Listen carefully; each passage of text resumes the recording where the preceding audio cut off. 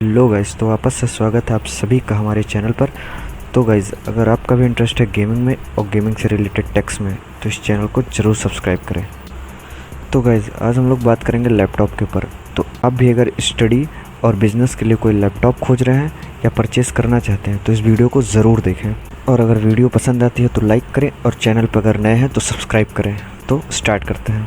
तो जनरली लोग क्या करते हैं, अगर कोई लैपटॉप लेने जाते हैं तो जनरली लोग पहले उसकी लुक देखते हैं, उसकी डिज़ाइन देखते हैं और परचेज़ कर लेते हैं। पर यही चीज़ आपको नहीं करनी है। आपको क्या करनी है, आपको सबसे पहले उसके हार्डवेयर चेक करने हैं कि उसमें हार्डवेयर कौन से लगे हुए हैं और किस जनरेशन के लगे हुए हैं। सबसे मेन टॉपिक यही है किसी भी लैपटॉप को परचेज़ करने का, उसके हार्डवेयर्स।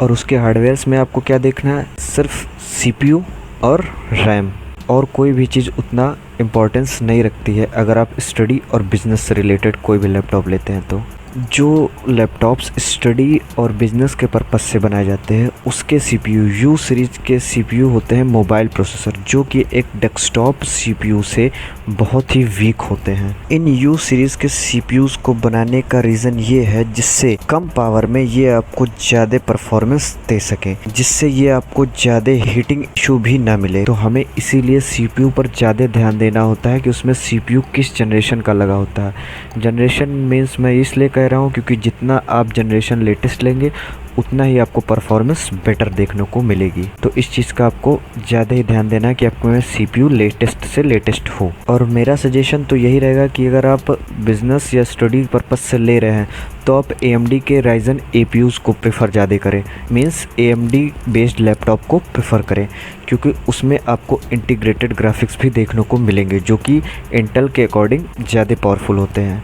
सो आप AMD बेस्ड लैपटॉप्स को प्रेफर करें, जिससे आपका थोड़ा बहुत ग्राफिकल इंटेंसिव वर्क भी इजीली हो सके। प्रेजेंट टाइम में तो Ryzen के 4th जनरेशन CPU लॉन्च हो चुके हैं और इंटेल के 10th जनरेशन बेस्ड लॉन्च हो चुके हैं। तो अगर आप Ryzen बेस्ड ले रहे हैं तो आप 4th या 3rd जनरेशन पिक करें, और यार अगर इंटेल ले रहे हैं तो 10th या 9 या 8th, इससे पीछे जाना फ़ायदा नहीं होगा। यहाँ तक ही आप लैपटॉप को पिक करें यही जनरेशन को देखते हुए। और हाँ, अगर आप Ryzen 3 या i3 ही लेना चाहते हैं तो आप लेटेस्ट से लेटेस्ट को ही प्रेफर करें, मीन्स Ryzen 3 अगर आपको लेना है तो आप उसके 4th जनरेशन को पिक करें, और अगर i3 लेना है तो उसके 10th जनरेशन को पिक करें, उससे पीछे नहीं। आपका Ryzen 3 4th जनरेशन इक्विवेलेंट है Ryzen 5 के 3rd जनरेशन के, मीन्स आपको इक्वल परफॉर्मेंस देखने को मिलेगा।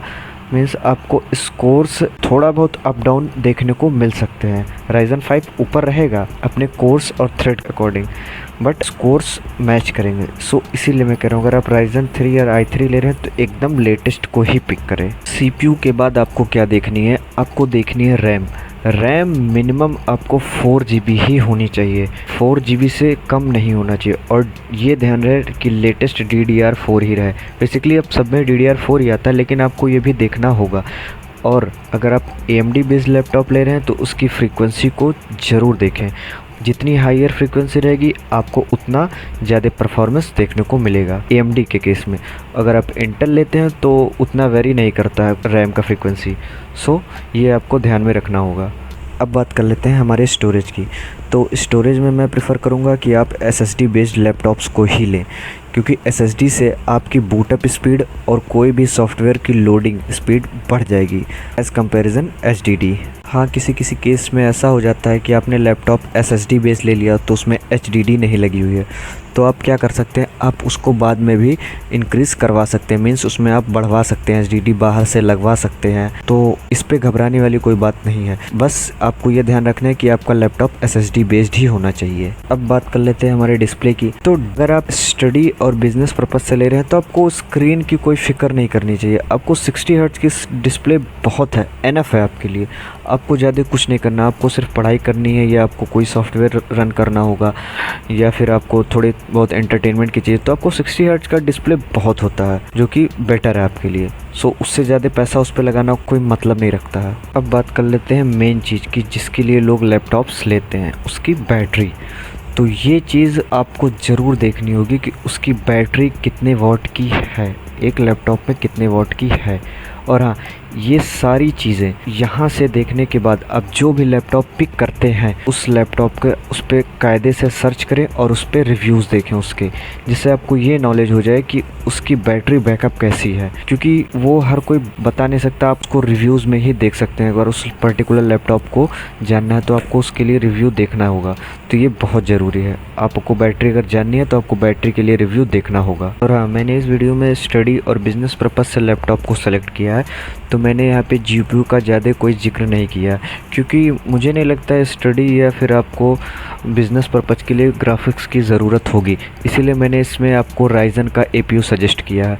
अदरवाइज़ मैं इंटेल की तरफ भी जा सकता था। ठीक है, तो मैंने कुछ लैपटॉप्स के लिंक डिस्क्रिप्शन में दे रखे हैं, अगर आप चाहें तो जाके वहाँ पे चेकआउट कर सकते हैं। तो अब बात करते हैं कि एक स्टूडेंट या एक बिजनेसमैन को लैपटॉप की ज़रूरत क्यों है। क्योंकि लैपटॉप में सिर्फ एक ही पॉइंट है, वो है पोर्टेबिलिटी। अदरवाइज़ लैपटॉप से बेस्ट होता है डेस्कटॉप, ये सभी जानते हैं, बट यहाँ पे आपको लैपटॉप ही चाहिए, क्योंकि आप डेस्कटॉप को कहीं लेकर आ जा नहीं सकते हैं। लैपटॉप को आप कहीं भी लेकर आ जा सकते हैं और वर्क अपना ईजिली कर सकते हैं। सो इसलिए बिज़नेस और स्टडी के लिए बेस्ट है लैपटॉप। तो गाइस, अगर आपको वीडियो अच्छी लगी हो तो लाइक दबा दो, और अगर चैनल पर नए हो तो प्लीज़ सब्सक्राइब करो।